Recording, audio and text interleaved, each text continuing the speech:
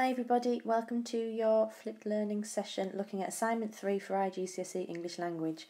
Now you all should know by now that for this assignment you need to write a letter where you are arguing against the opinions in an article. So this is the article that we've decided to look at in class. We've done quite a lot of work on it now, but I just wanted to put this little tutorial together in case you're still struggling with the level at which you need to be exploring the language of the original article in order to form your own argument for your letter. Remember, it's absolutely key that you signpost and you use quotations and direct referencing from the original article to put your arguments together. Without those quotations and those direct reference, you won't get your reading marks. So although you're writing a letter, this assignment, remember, is about how well you've read and understood the small details and minute details in an actual article. Okay, so we're going to have a look at this first introduction to this article we're looking at. You'll recognise it as being the Michael Gove one. And we're just going to spend some time looking at the very opening, the title, and the first section of the article itself. Alright, so as we've spoken about in class, if we just have a look, that the actual article itself, move that across there, sorry, it starts with an imperative, okay, and that's really important. The article is starting with a command. The actual writer of this is urging us to see this as something we have to be listening to. Michael Gove, obviously at the time, was the Education Secretary, and this is him urging people to actually listen to him. So the fact that it starts with an imperative is really crucial. The second part to really have a look at on this article is the connotations and the ideas behind the word gimmicks. Now, a gimmick, I'm actually going to underline it because it's really important. Oh, put a line through it, but never mind. A gimmick, as we've spoken about in class, is something which suggests a lack of importance, something which suggests something which is only there for show and not actually going to give any substance to anything. So the fact that the article opens with our imperative and then this with the connotations of the word gimmick make us really think about the tone of this being quite a negative article against the current way in which students are taught. I'm just going to take those off because they are going to start to get in the way, she says, if I can. I can't, so I'll just move them. Oh, sorry. We'll just move them out of the way. Okay. The next thing I want us to really look at is the use of the word here, properly. Alright, now properly is a very opinionated word, okay? So it implies an opinion. The question you have to ask yourself whenever you come across a word such as properly is who's determining that? It's very subjective. If someone thinks something is proper, then therefore they're suggesting there is something improper. There is something opposite to that. So therefore, you've got to start asking yourself, what is it? Who determines when something is proper? And I would start in my letter, I'd want to start investigating and putting some figures and facts in about actually when Michael Gove was in school, what school was like, what the figures were like for progress for everybody. He obviously went to a very different type of school, so therefore, his idea of a proper education is maybe not the same as what people of a similar age to him, but maybe went to a different school would have got. So it's that very subjective word properly that implies an opinion. Okay, shift them out of the way as well. Alright, we then start getting into the actual text a little bit. So again, what we have here in the text, and I'm just going to put a line underneath it, is the word should. Okay, now it's this layer of analysis that we keep talking about in class that we need to be making sure that we focus on. So should, it's very important, oh sorry, wrong one. It's very important that we get down to the nitty-gritties. Now should is an example of what we call a modal verb. Okay, and what a modal verb does is that it indicates a likelihood.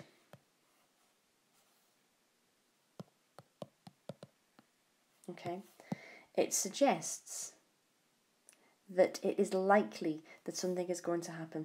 So we've got to start talking in our article about, in the very opening, you've got this modal verb in there that is suggesting that because he's saying it through the use of the imperative at the beginning, because he's saying it and he's the Director of Education, that therefore this is going to be a command. So although it's a modal verb should, actually linking with the imperative, it's suggesting that actually this is going to happen, this is a command.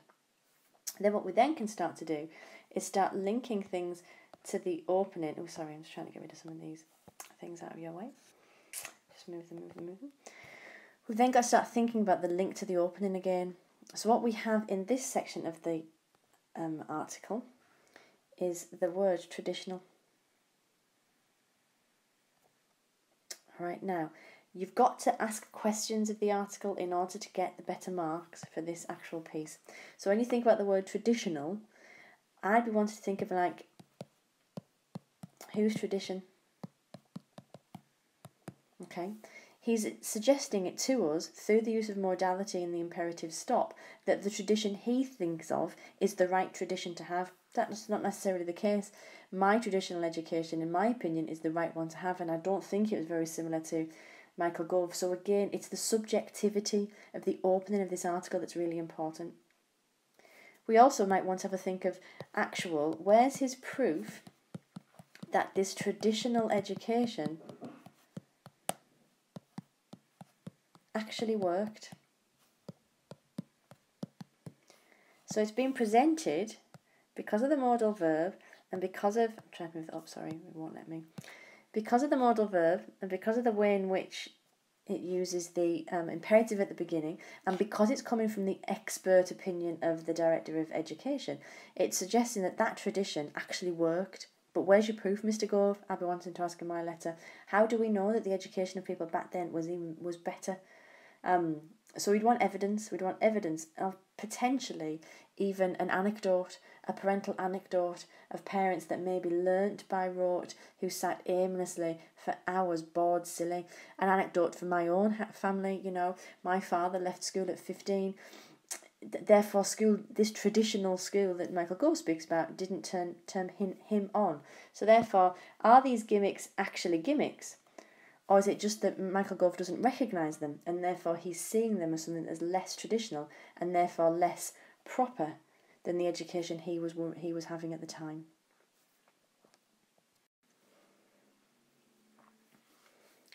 Hello, we're back here now with the assignment 3. This is the second section where we're going to be looking at the next part of the text.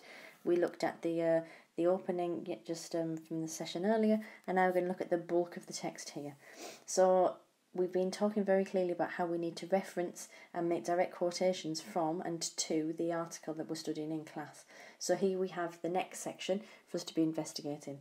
Now it's really important that this article repeats Michael Gove's title. Oops, sorry, it should be underneath. It implies a sense of superiority. It implies an expert's opinion. All right, so it's very important that as you start this, you look at the fact that his title is repeated to us. The next thing I want us to look at is the word in this line where we have the word innovative. I do apologise. This is really important because it's actually saying here, the Education Secretary said he wanted teachers to stop using innovative approaches for teaching which dumbed down education. Now I think this is quite incongruous. There's a lovely word for you. Incongruous means when something doesn't sit comfortably, when it's slightly confused. And this is incongruous because, arguably, Michael Gove and his political party at the time were really trying to advance Britain, and were all about trying to make us fit for purpose for the 21st century. Now, therefore, using that word innovative, surely innovative stands for things such as advancement.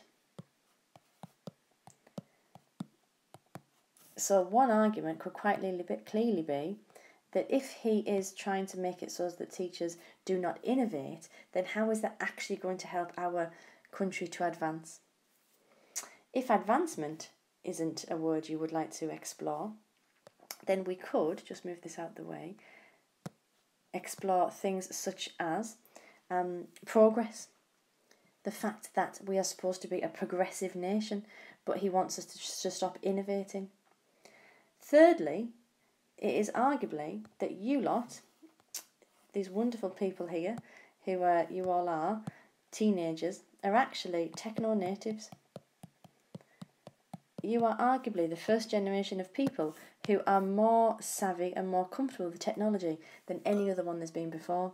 So if you aren't people that are going to grasp the idea of innovation, then I don't know who's going to be. So one really clear argument would be, teachers are not dumbing down education. It's potentially because you are techno-natives that you actually need these innovative approaches. And potentially, is it because Mr. Gove isn't a techno-native that he doesn't understand innovation as being something that we actually need? So innovation is crucial to the continuing success of any organisation. So if you think the country has been an organisation, then we could argue that teachers are not dumbing down education, but just making that continued success is going to, as it says, going to continue.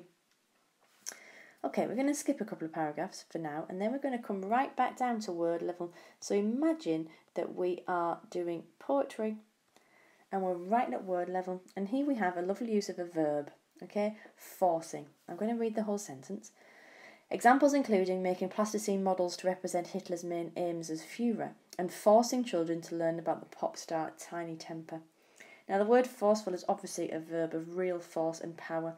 So therefore, where's his proof again? And how is this any different to forcing students to study anything, the things that he's suggesting? So Mr. Gove changed the curriculum recently for English literature. We now have to do Dr. Jekyll and Mr. Hyde. Fantastic novel. Might not have been one that I've chosen in the past though, but his curriculum and the changes he's made is forcing us to teach that novel. So what's different? Would maybe argue. What's different with him saying we go back to the traditional methods? How is that any different to us forcing children to work with plasticine? But also, what about creativity? We all don't learn the same. We know that. We all don't experience things the same. We know that. So therefore, trying to engage and entice students through with things like art and the creative world, just because it doesn't appeal to Michael Gove, doesn't mean it's not going to appeal to hundreds, potentially thousands of teenagers or younger children. Okay, we all then think about this next section here, where he says, instead, he said, teachers should focus simply on actively pass on knowledge. Sorry, I'm trying to get the thing. Organised in academic disciplines such as physics and history. Alright, we should actively pass on knowledge. So therefore, what does he think is happening with the plasticine? Does he not really think that the teacher hasn't thought? Bear in mind these teachers are educated to degree level, and then we have further qualifications afterwards. We are civil servants. We look after potentially the nation's most vital gift, you, our children. So what on earth does he actually think that we were doing with these plasticine models if it wasn't trying to pass on some sort of knowledge but in a more creative way? But also, this idea of actively pass on knowledge, to pass something, okay, to me it doesn't suggest any sort of engagement, whereas making, sorry it's getting messy now but you get my gist, making actually does suggest some sort of engagement. The verb making suggests more engagement than to pass something. So I'd be maybe thinking about, we're not all robots. We need things done in a different way. So that whole thing would be quite a similar way to argue the same point, really. And then finally, I would really like to just look at this last section here. Sorry, I put a little bigger star there. Mr. Gove singled out methods which have nothing to do with passing on knowledge.